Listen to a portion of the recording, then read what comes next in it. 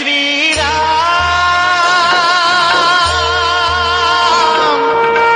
जय श्री राम, जय श्री सियापति रामचंद्र भगवान की जय। तब इस प्रकार श्री रामचंद्र जी को नख से स्वीकार प्रांत बारंबार देखते हुए पार्वती जी के सहित श्री शिव जी का शरीर पुलकायमान हो गया, नेत्रों में जल भर आया। वे मोरकंठ की कांति के समान सांवले शरीर पर पीतांबर धारण किए हुए हैं, ब्याह के समय के ऐसे श्रेष्ठ गहने पहने हुए हैं जो सब प्रकार से शोभायमान थे। उनका शरीर शरतकाल की चंद्रमा के समान है, नील कमल को लजाने वाले नेत्र हैं और सारा सुंदर अलौकिक ईश्वरीय है जो कहा नहीं जाता है, बस मन को अच्छा लगता है। ऐसे मन को हरने वाले भरत आदि भाई अपने चंचल घोड़ों को नचाते हुए चले जाते हैं। राजकुमार उन श्रेष्ठ घोड़ों को चाल दिखा रहे हैं और बंदीजन राजा का यशोगान करते और सुनते जाते हैं। जिस घोड़े पर श्री रामचंद्र जी विराजमान थे, उनकी चाल को देखकर गरुड़ भी लज्जित हो जाता है। वह सब प्रकार से ऐसा लगता है कि मानो कामदेव ही घोड़ा बन गया है, मानो कामदेव ही घोड़े का वेश धारण करके श्री रामचंद्र जी के लिए अत्यंत शोभित हो रहा है, जो अपनी सुंदर अवस्था, बल, रूप, गुण और चाल से समस्त भूमंडल को मोहित कर रहा है। उसकी जीभ बहुत ही सुंदर जड़े हुए मणि मणक्के आदि मोतियों से जगमगा रही है, उसकी सुंदर लगाम में किनकिनी लगी हुई है। उसे देखकर देवता, मनुष्य और मुनियों के भी मन मुग्ध हो जाते हैं। प्रभु की मानसा में जिसका मन लमलीन है, ऐसे उस घोड़े का चलना ऐसा ही शोभा को प्राप्त होता है जैसे तारागण और बिजली से भूषित बादल को देखकर मोह आता है। जिस घोड़े पर श्री रामचंद्र जी सवार थे, उसकी शोभा सरस्वती जी भी नहीं कह सकती है। श्री रामचंद्र जी के स्वरूप को देखते हुए शंकर जी अपने 15 नेत्र को सफल समझते हैं।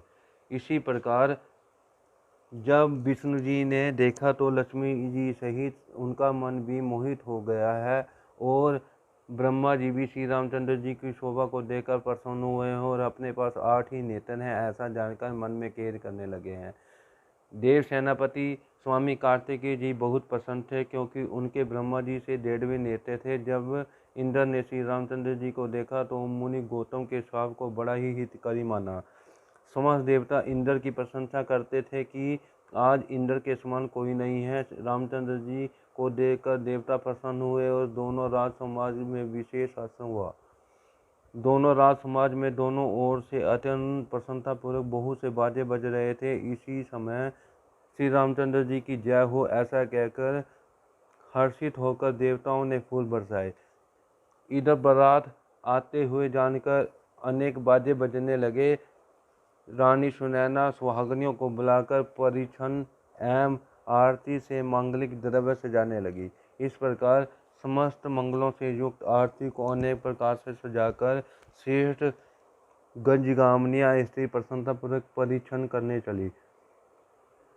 वे चंद्रवंदनी और मृगनयनी स्त्रियां जो अपनी शोभा से रति के मान को भी मर्दन करने वाली थी, उनके शरीर चटकीले भड़कीले वस्त्र और उत्तम आभूषणों से सजे हुए थे। सब सुंदर अंगों को बनाए कोकिल कंठ से गान करती चली जाती थी। कंकन कर्दनी आदि से सुसज्जित जिनकी चाल को देखकर मतवाले हाथी भी लज्जित हो जाते थे। अनेक प्रकार से बाजे बज रहे थे। आकाश मंडल और नगर में सुंदर मंगलाचार हो रहे थे।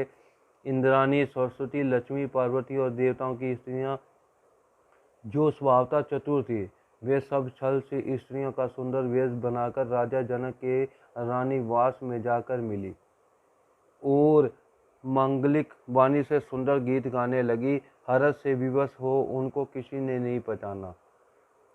कोई जानता भी तो कैसे, सभी तो अपने आनंद के वशीभूत थे और सबके सब उस श्रेष्ठ दूल्हा को परिछन करने को चली थी।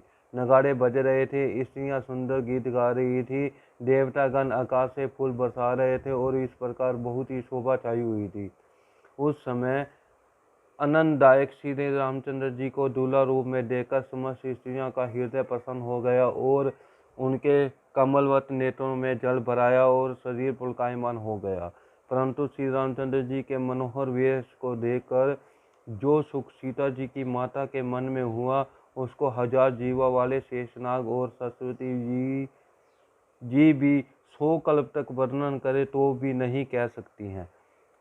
तब रानी मंगल का समय जानकर नेत्रों के जल को रोक प्रसन्न मन से परीक्षण करने चली। वेद में ऐसा आचार बताया गया है। उस विधि के अनुसार उन्होंने अपने कुल की समस्त रीतियां भली भांति की।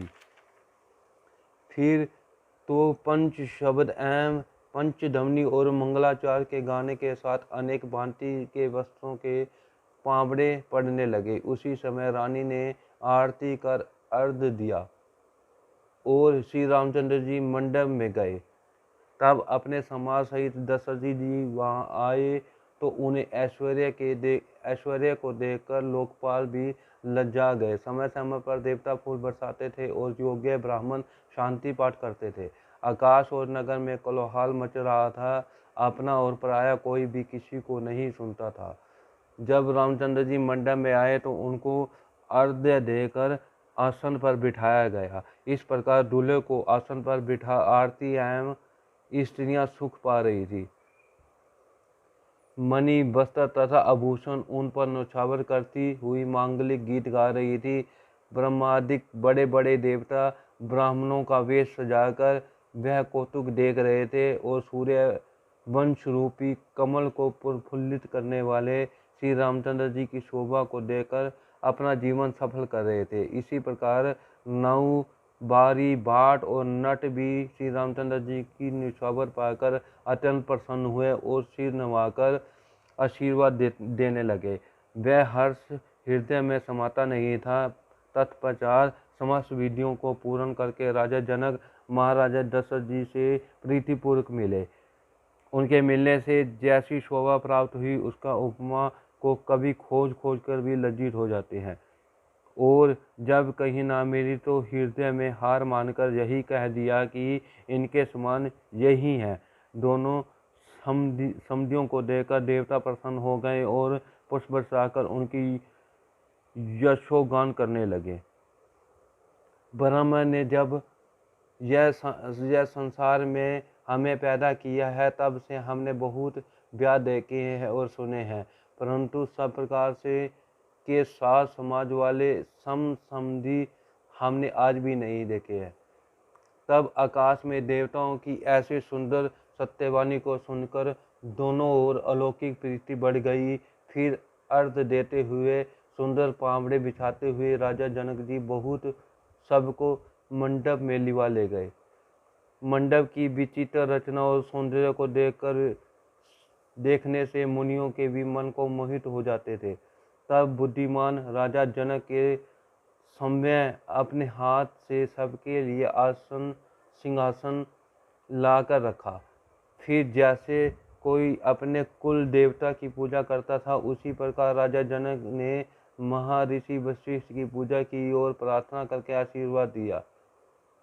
आशीर्वाद लिया। किंतु मुनिवर विश्वामित्र जी की पूजा करने से में जो इतना अधिक प्रेम बढ़ा कि उस प्रीति का वर्णन नहीं किया जा सकता है। फिर महाराज जनक ने प्रसन्नतापूर्वक वामदेव और ऋषियों की पूजा की और सुंदर आसन देकर सबको आशीर्वाद ग्रहण किया।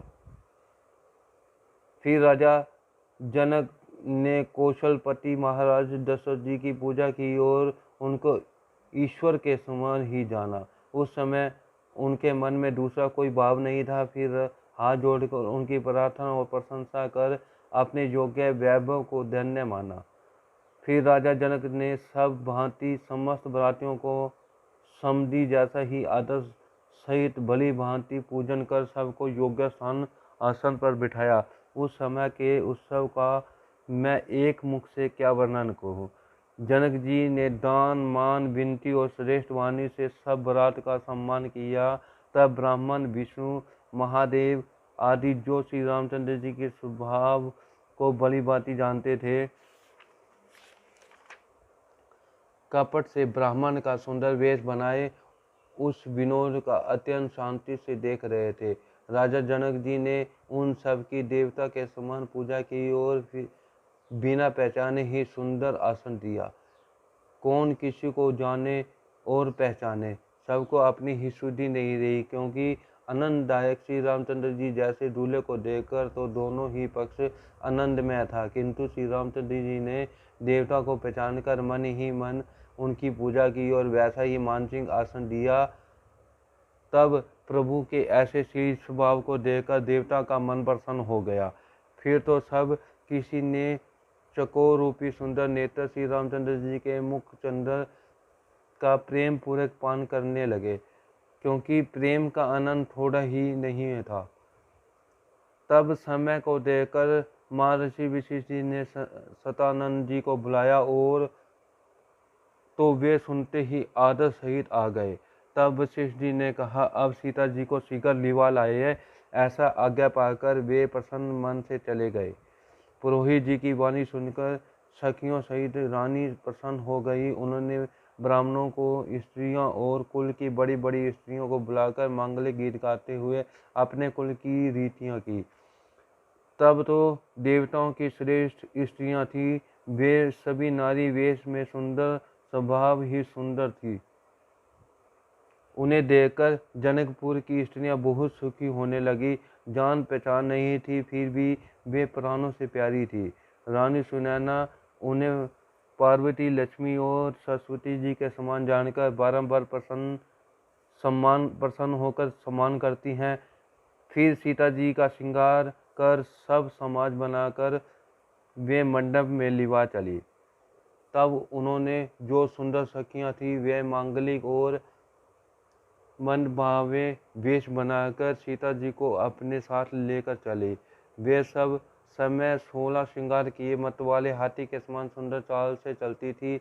उनके समान गान मुनियों के भी ध्यान को छुड़ाने वाले और कामदेव तथा कोकिला को भी लज्जित करने वाले थे। उनके पांवों के बिछुए मंजीरे के समान और हाथों के सुंदर कंगन उनकी चाल गति पर सुंदर ताल के समान बज रहे थे।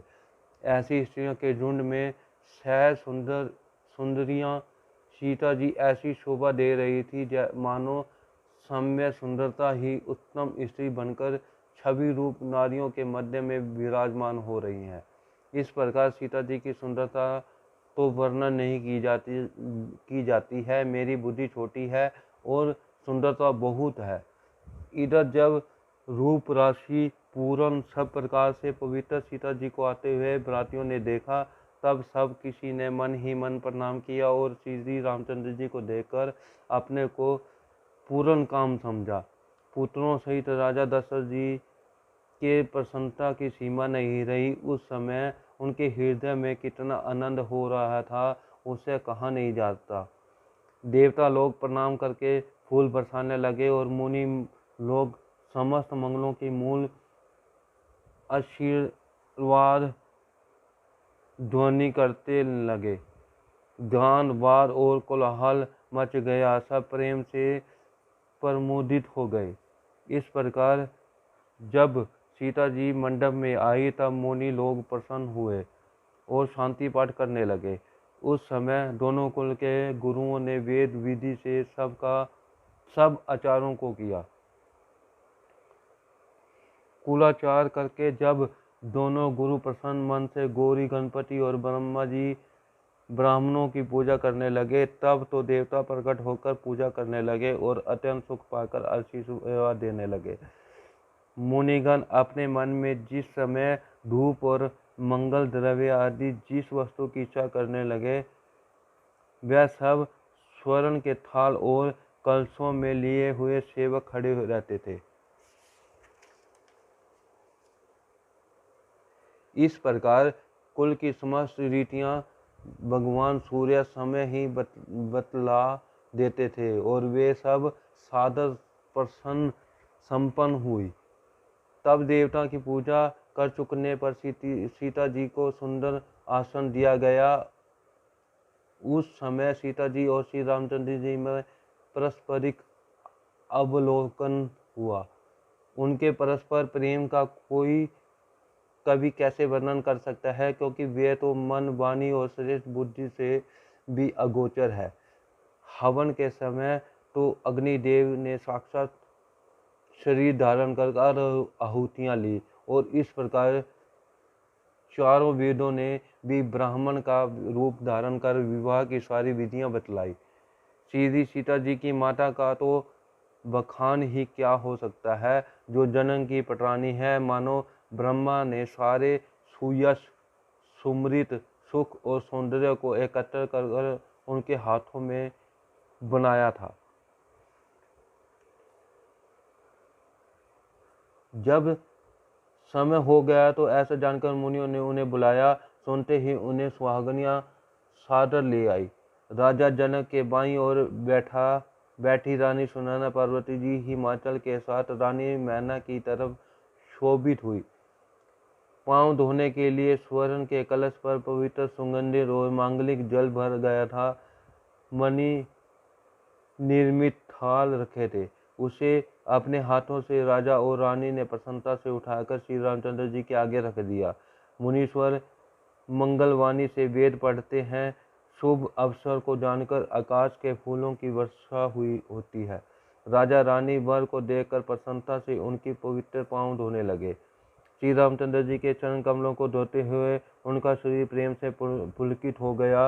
आकाश मंडल तथा नगर के गान वाद और जय जयकार की ध्वनि चारों ओर से गूंज रही थी, क्योंकि जो चरण कमल कामदेव के शत्रु श्री महादेव जी के हृदय सरोवर में सर्वदा ही विराजमान रहते हैं और जिनके एक बार भी स्मरण कर लेने से कभी का मुंह मल दूर हो जाता है। जिन चरणों को स्पर्श कर पातक मई मुनि पत्नी अहल्या भी सदगति को प्राप्त हो जाती है। जिस चरण कमलों को मकरंद रूपी पवित्र गंगा को श्री शिव जी अपने मस्तक पर धारण किए हुए रहते हैं, जिनका देवगण पवित्र ही मर्यादा करते हैं और मुनीश्वर अपने मन को भोरा बनाते, जिनका सेवन कर मोक्ष प्राप्त करते हैं, उन्हीं चरणों को भाग्यशाली जनक जी धोते हैं और यह देखकर सब लोग जय जयकार कर रहे हैं। तब इस प्रकार कन्या और वर को पानी ग्रहण करा दोनों कुलगुरु शोकोच्चार करने लगे।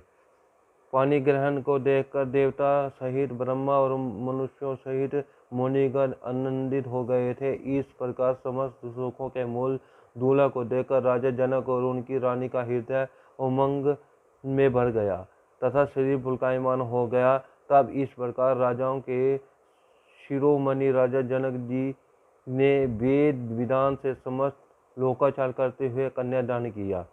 जैसे हिमाचल ने श्री महादेव जी को पार्वती और समुद्र ने विष्णु भगवान जी को लक्ष्मी जी को अर्पित किया था, उसी प्रकार राजा जनक ने श्री रामचंद्र जी के लिए सीता जी को अर्पण कर दिया, जिसके उनकी सुंदर कीर्ति समस्त जगत में व्याप्त हो गई। राजा जनक विनती करना चाहते हैं कि है तो नहीं कर पाते हैं, क्योंकि उस सांवली मूर्ति के आगे वे राजा विधेय सचमुच विधेय हो गए हैं। उसी समय सुविधि होम कर मुनियों ने गांठ बंधवाकर कराकर भावरी फिरा ली। फिर तो बंदीजन जय घोष करने लगे और ब्राह्मण वेद ध्वनि करने लगे। स्त्रियां मंगल गीत गाने लगी और जोर से नगाड़े बजने लगे, जिसे सुनकर हर्षित होकर बुद्धिमान देवता आकाश से कल्प वृक्ष के फूलों की वर्षा करने लगे। कुंवर और कुंवरी सुंदर भंवरी देते हैं तथा सब लोग आदर सहित नेत्रों का लाभ लेते हैं। उस मनोहर जोड़ी का वर्णन नहीं किया जाता है। यदि कुछ भी उपमा कहूँ तो वह वे थोड़ी है। श्री रामचंद्र जी और सीता जी की परिछाई मणि जड़ित खंभों में ऐसी जगमगाती थी, मानो कामदेव और रति अनेक रूप धारण किए हुए श्री रामचंद्र जी का अनुपम विवाह देख रहे हैं। उन्हें दर्शन की लालसा तो है, किंतु संकोच भी थोड़ा नहीं है, जिससे वे बार बार प्रकट होते और छिप जाते हैं। देखने वाले प्रसन्न हो रहे हैं और राजा जनक के समान अपने को भूल गए हैं। मुनियों ने प्रसन्न होकर भांवरी फिराई और नेग सहित सब विधियों को निपटाया। राम सीता के सिर पर संदूर देते हैं, वह शोभा किसी प्रकार भी वर्णन नहीं की जाती है, मानो लाल कमल में उनका रज अच्छी तरह भर कर सर्व चंद्रमा को अमृत के लोभ से वशीभूत कर रहा है। फिर वशिष्ठ जी की आज्ञा से वर दुल्हन एक आसन पर बैठे। इस प्रकार जब श्री रामचंद्र जी और सीता जी उस श्रेष्ठ आसन पर बैठे तो उन्हें देखकर राजा दशरथ मन में बहुत प्रसन्न हुए और अपने उन पुण्य रूपी कल्प वृक्ष के नवीन फल को देखकर बारंबार उनका शरीर पुलकायमान हो गया। इस प्रकार श्री रामचंद्र जी के विवाह का उत्साह समस्त भूमंडल में बढ़ गया और श्री रामचंद्र जी का विवाह हो गया है, यह सब लोगों ने कहा। उसका वर्णन मेरी एक जीवा कैसे कर सकती है, क्योंकि श्री रामचंद्र जी का विवाह तो महान मंगल्य उत्सव था। तब महर्षि वशिष्ठ जी की आज्ञा पाकर राजा जनक ने ब्याह का साज सजाकर कुमारी मांडवी, श्रुतकीर्ति और उर्मिला को बुला लिया और राजा कुशध्वज की ज्येष्ठ कन्या मांडवी को भी, जो कि गुण और समस्त सुख शोभा की खान थी, उसे समस्त रीति और प्रीति सहित राजा जनक ने भरत को ब्याह दिया। और जो सीता जी की छोटी बहन थी उसे सुंदरियों में शिरोमणि जानकर राजा जनक ने सब प्रकार की विधियों से युक्त और सम्मान सहित श्री लक्ष्मण जी के साथ ब्याह कर दिया, जिसका नाम श्रुतकीर्ति था, तथा जो समस्त गुणों की खान, सुंदरता और शील में विख्यात थी, उसे राजा ने शत्रुघ्न को अर्पण कर दिया। आपस में दुल्हनें अपने समान ही योग्य वर को देखकर सुख चाहती और हृदय में हर्षित होती है और सब लोग उनकी सुंदरता की सराहना करते और उन पर फूल बरसाते हैं। सब सुंदरियां सुंदर वर के साथ एक मंडप में ऐसे विराजमान थी मानो जीव के हृदय की चारों अवस्थाएं अपने स्वामियों के साथ विराजमान हों। इस प्रकार बहुओं के साथ अपने सब पुत्रों को देखकर राजा दशरथ ऐसे प्रसन्न होते हैं मानो वे मही मणि क्रियाओं सहित राजा चारों फल पा गए हैं। श्री रामचंद्र जी के विवाह की ऐसी विधि कही नहीं जाती है, उसी विधि से सब राजकुमार ब्याहे गए हैं। उस समय जितना दहेज दिया गया उसे कहा नहीं जा सकता है। ब्याह मंडप मणियों और स्वर्णों से भर गए हैं और जो भांति भांति के ऊनी, सूती और रेशमी वस्त्र और कंबल थे वे बहुत ही मूल्यवान थे।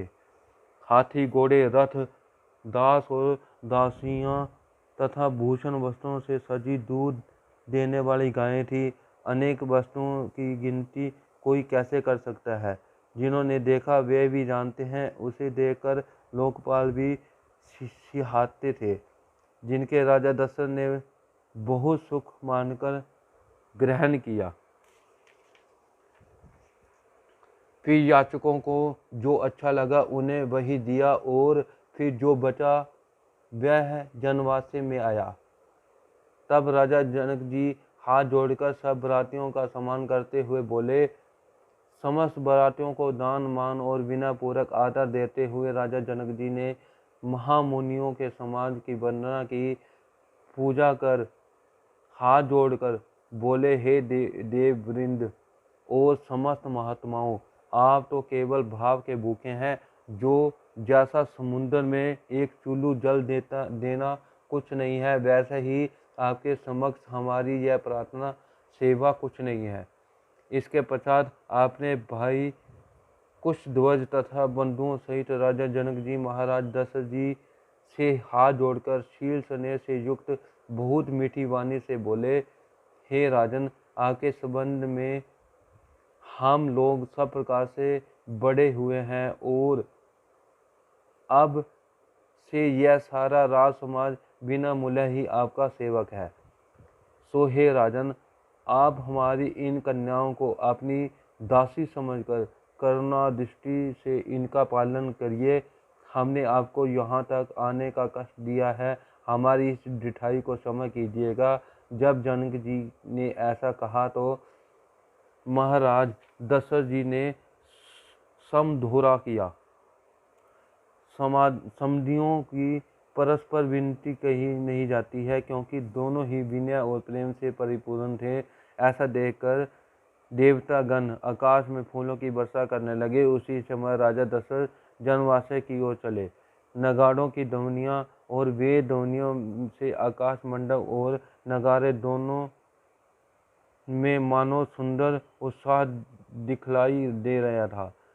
तब मुनिवर वशिष्ठ जी की आज्ञा पाकर सखियां गीत गा रही थी। दूल्हों और दुल्हनों को साथ लेकर कोहबर की ओर चली गई। सीता जी श्री रामचंद्र जी की ओर बार बार देखती हैं और सुख चाहती हैं, पर उनका मन नहीं सुख चाहता है। उस समय प्रेम के प्यासे उनके नेत्र मनोहर मीन की शोभा को छीन कर रहे थे। श्री रामचंद्र जी का सामर शरीर स्वाभाविक रूप से सुंदर था। उनकी शोभा करोड़ों कामदेव को भी लज्जित करने वाली थी। उनके चरण कमलों में महावर लगी हुई थी, जिनके मुनियों के मन मधुप निरंतर लगे रहते थे। उनकी पवित्र और सुंदर पीली धोती मानो बाल सूर्य और बिजली की ज्योति को भी छीन किए दे रहे थे। उनकी कमर में कर्दनी शोभायमान थी और अपनी लंबी भुजाओं में वे भूषण धारण किए हुए थे। उन पर पीला जनेऊ महान शोभा दे रहा था। हाथों की अंगूठी तो चित्त को चुराए ले रही थी। वे ब्याह के सभी साज सजाए हुए और विशाल वृक्ष स्थल पर सभी प्रकार से आभूषण धारण किए हुए थे। कंधे पर कांखा सोती पीला दुपट्टा जनेऊ के समान पड़ा हुआ था। उसके दोनों आंचलों में मणि और मोती लगे हुए थे। कमल से नेत्र और कानों में भी कुंडल पहने हुए और मुख तो सारी सुंदरता का खजाना ही था। सुंदर भुगटी, मनोहर नासिका और मस्तक पर विराजमान तिलक तो मानो सुंदरता का निवास स्थान ही था। फिर मस्तक पर मनोहर मुकुट था, जिसमें मणियां गुथी हुई थी। इस प्रकार दिव्य मणियों से गुथा हुआ सुंदर मोर सहित सब अंगों की शोभा चित्त को चुराए ले रहा थी। जनकपुर की स्त्रियां और देवतागण उन सुंदर वरों की शोभा देखकर इसलिए तिनके तोड़ने लगी कि कहीं नजर न लग जाए। वे मणि वस्त्र और आभूषण न्यौछावर करके मंगल गाती हुई आरती करती थी। देवता फूल बरसाते और सूत मगध और बंदीजन यश बखानते थे। इस प्रकार सब सौभाग्यवती स्त्रियों ने दूल्हा और दुल्हनों को कोहबर में लाकर बिठा दिया। तत्पश्चात वहां पर मंगल गीतों के गायन के साथ साथ सब प्रकार की लौकिक रीतियां की गई। उस समय पार्वती जी श्री रामचंद्र जी को और सरस्वती जी श्री जानकी जी को लोहकर सिखा रही थी। इस प्रकार उस समय के हास विलास के द्वारा समस्त रानीवास की स्त्रियां अपने जन्म लेने का फल पा रही हैं, अर्थात उस आनंद को देखकर वे अपना जन्म सफल कर रही थी। उस समय सीता जी ने देखा तो हाथ की मणि में रूप निदान पतिदेव की परछाई पड़ी हुई है। तब अपना हाथ हटाते ही वह छाया विलग हो जाती है। इस कारण उन्होंने अपनी भुजबली को वहां से न हटाया और श्री रामचंद्र जी के प्रेम विरह में व्याकुल हो गए। उस कौतुक और अमोद प्रमोद में जो आनंद आया उसका वर्णन नहीं हो सकता है। उन स्त्रियों ने न जाना जो वहाँ मौजूद थी। तत्पश्चात सुंदर दूल्हा और दुल्हनों को साथ लेकर सखियां जनवासे को चली गई। उस समय जहाँ देखो नगर भर में चारों ओर से महान आनंद और आशीर्वादात्मक यही ध्वनि हो रही है कि चारों जोड़ी चिरंजीवी रहें। लोग प्रसन्न मन से ऐसा कर रहे थे और प्रभु श्री रामचंद्र जी को देखकर सिद्ध मुनि और देवतागण जोर जोर से नगाड़े बजाते और फूलों की वर्षा करते हुए जय हो जय हो जय हो ऐसा शब्द करते हुए अपने अपने लोक को चल पड़े। इस प्रकार अपनी अपनी इस पत्नियों के सहित सब राजकुमार पिता महाराज दशरथ के पास गए। फिर तो मानो उस शोभा, मंगल और हर्ष से सारे जनवास से उमड़ पड़ा। फिर बहुत प्रकार के व्यंजनों सहित जेवनार तैयार हुए। जनक जी ने सब बरातियों को बुला भेजा। सब पुत्रों सहित राजा चले तो अनुपम वस्त्रों के पावड़े पड़ने लगे। फिर आदरपूर्वक सबके चरण धोकर उनको यथा योग्य पीढ़ों आसनों पर बिठा दिया गया। जनक जी ने दशरथ जी का चरण जिस शील और स्नेह से धोया वह वर्णन नहीं किया जा सकता है।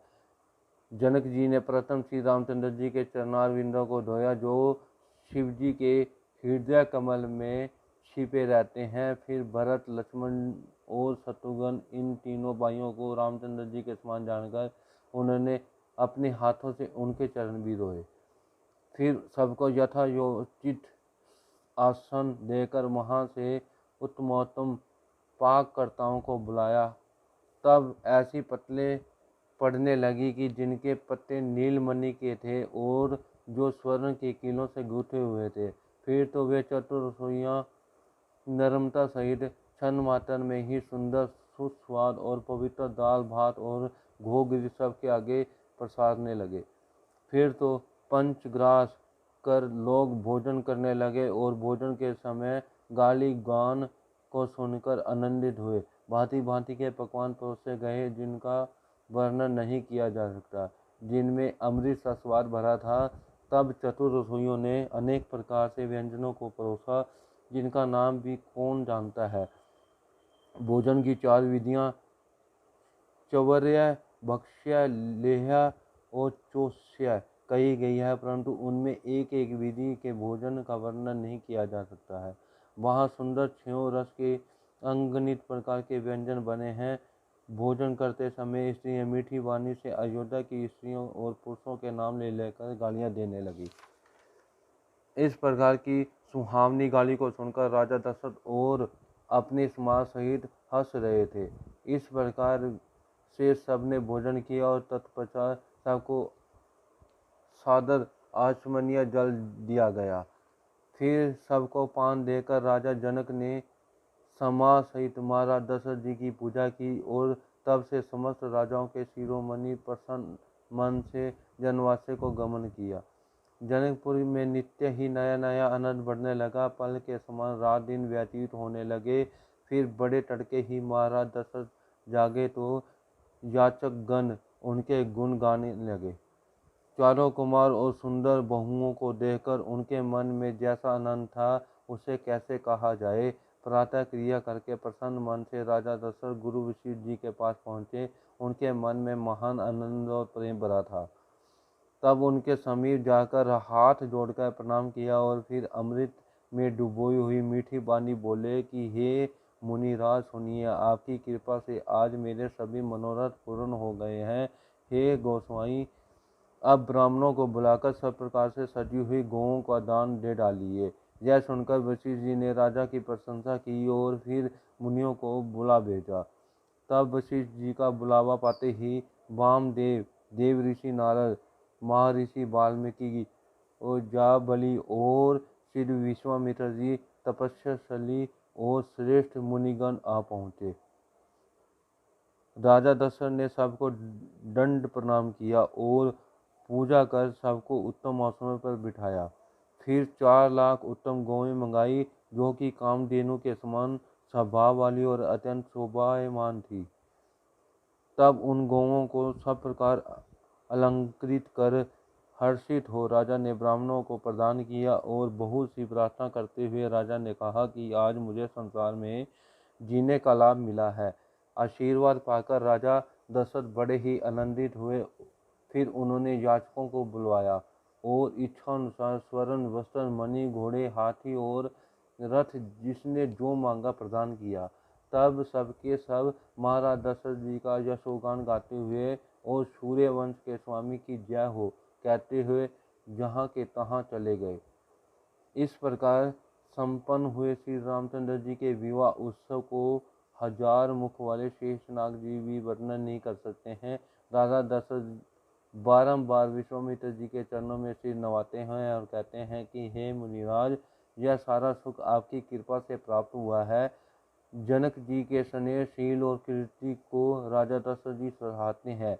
वे नित्य प्रति चलना चाहते हैं, किंतु अत्यंत प्रेम सहित महाराज जनक उनको रख लेते हैं। नित्य ही आदर बढ़ता जाता है और प्रतिदिन हजारों प्रकार की पहुनाई होती है। नगर में नित्य ही नवीन आनंदोत्सव होता है। दशरथ जी का जाना किसी को अच्छा नहीं लगता है। जब इस प्रकार बहुत दिन व्यतीत हो गए, सब बराती भी स्नेह रूपी रस्सी में बंधे हुए थे। तब विश्वामित्र और शतानंद जी जनक जी के पास जाकर सब प्रकार से समझाकर बोले, अब महाराज दशरथ जी को जाने की आज्ञा दीजिए। यद्यपि आप उनके प्रति स्नेह को छोड़ नहीं सकते हैं, तब हे नाथ बहुत अच्छा। ऐसा कहकर उन्होंने अपने मंत्री को बुलवाया तो वे आकर जय जीव कहते हुए सिर नवाए। तब राजा जनक ने कहा कि हे मंत्रीवर, महाराज दशरथ जी को अब जाना चाहते हैं, रानीवास में खबर कीजिए। यह सुनकर मंत्रियों सहित सभासद प्रेम के वश हो गए। बारात को विदा होते देख पूर्ववासी व्याकुल होकर एक दूसरे से पूछने लगे कि क्या सत्य ही बारात की विदाई है, जाना सत्य है। यह सुनकर लोग वैसा ही दुखी हो गए जैसे संध्या समय में कमल सुकुचा जाते हैं। तब आते समय मार्ग में जहाँ जहाँ बरातियों का वास करना पड़ा था, वहाँ के लिए अनेक प्रकार का सीधा सामान, भांति भांति का मेवा और पकवान चल पड़ा, जो वर्णित है। वह अपार सामग्री अगणित बैलों और कहारों पर लादकर राजा जनक ने भेजी। साथ ही जनक जी ने सुंदर पलंग भी भेजे। फिर 1,00,000 घोड़े और 25,000 रथ सबको सिर पर पैर तक सजाकर भेजा। साथ ही 10,000 मतवाले हाथी सजाए, जिन्हें देखकर दिग्गज भी लज्जित हो जाते हैं, तथा स्वर्ण मणि और वस्त्र आदि से गाड़ियों को भरकर गाय भैंस तथा अनेक पदार्थ भी दिए। इस प्रकार महाराज जनक ने इतना अपार दहेज दिया जो कहा नहीं जा सकता है। उसे देखकर लोकपति भी अपने लोगों की संपत्ति को थोड़ी गिनने लगे हैं। इस प्रकार समस्त समाज की ठीक कर राजा जनक ने अयोध्यापुरी को भेज दिया। बारात की विदाई सुनकर रानियां वैसे ही व्याकुल हो गई जैसे थोड़ी पानी में मछलियां व्याकुल हो जाती हैं। वे बारंबार सीता जी को गोद में लेती हैं और आशीर्वाद देकर शिक्षा देती हुई कहती हैं कि तुम्हारा सुहाग अचल हो और अपने प्रीतम को सर्वदा ही प्रिय रहो। सास ससुर और गुरु की सेवा करती हुई पति के रूप को देखकर उनकी आज्ञा का पालन करना। इस प्रकार चतुर सखियां अत्यंत स्नेह युक्त वाणी में सीता जी को स्त्री धर्म सिखाने लगी हैं। इस प्रकार सबने आदरपूर्वक सीता जी को समझाया और रानियों ने बारंबार हृदय से लगाया। माता फिर भेंटती और कहती हैं कि ब्रह्मा ने स्त्री को क्यों बनाया है। उसी समय भानुकुल के केतु रूप श्री रामचंद्र जी अपने भाइयों सहित प्रसन्न मन से विदाई के लिए राजा जनक के महल रानीवास की ओर चले। तब उस स्वाभाविक सुंदर चारों भाइयों को देखने के लिए नगर की स्त्रियां पुरुष आ गए। कोई कहता है कि आज ही चले जाएंगे। विदेहराज ने सब तैयारियां कर दी हैं, नेत्र भरकर उनके स्वरूप को देख लो, क्योंकि राजा के चारों पुत्र प्यारे पुहाने हैं। हे सखी, कौन जानता है कि किस पुण्य प्रताप से ब्रह्मा ने इन्हें लाकर हमारे नेत्रों का अतिथि किया है। नहीं तो इनका दर्शन हम लोगों को वैसा ही दुर्लभ है जैसे मरणशील को अमृत, दरिद्र को कल्पवृक्ष और नारकी मनुष्य को भगवान का परम पद मोक्ष दुर्लभ होता है। श्री रामचंद्र जी की शोभा को देखकर उसे वैसे ही अपने हृदय में रख लो जैसे स्वरूप मणि को रख लेता है। इस प्रकार नेत्रों का फल देते हुए सब राजकुमार रानीवास में जा पहुँचे। तब इन रूप के समुद्र चारों भाइयों को देखकर सारा रानीवास हर्षित हो और सास रानी सुनैना प्रसन्न मन से उनकी आरती करके न्योछावर देने लगी। इस प्रकार श्री राम की शोभा को देखकर अत्यंत प्रेम से वशीभूत हो वे बार बार चरणों पर गिरने लगी। यह स्वाभाविक स्नेह कैसे वर्णन हो। उस समय लज्जा रहित प्रीति हृदय में आ गई थी। फिर सब भाइयों को उबटन लगा, स्नान करा, बड़े प्रेम से छठ रस भोजन कराया। तब अच्छा समय जानकर श्री रामचंद्र जी चुक जाकर शील स्नेह युक्त मीठी वाणी से बोले, राजा अवधपुर को जाना चाहते हैं, विदेई के लिए हमको भेजा है। हे माता जी, प्रसन्न मन से आज्ञा दीजिए और अपना बालक जानकर सर्वदा प्रेम बनाए रखिएगा। यह सुनते ही रानीवास दुखी हो गया। सुनैना जी ने प्रेम से कुछ बोल न सकी। उन्होंने सब राजकुमारियों को हृदय से लगाकर उन्हें उनके पतियों को विनयपूर्वक सौंप दिया। तुलसीदास जी कहते हैं कि सीता जी को श्री रामचंद्र जी को सौंपकर बारंबार विनती कर हाथ जोड़कर सुनैना जी कहने लगी कि हे तात, मैं तुम्हारी बलि जाऊं। तुम चतुर हो, सबने मन की गति को जानते हो। इस कुटुंब तथा पूर्ववासियों सहित मुझ पर और राजा को यह सीता प्राणों से भी अधिक प्यारी है। सो तुम इसके सुंदर शील और प्रेम को देख अपनी दासी के समान मानना। बोलिए सियापति रामचंद्र भगवान की जय। जय श्री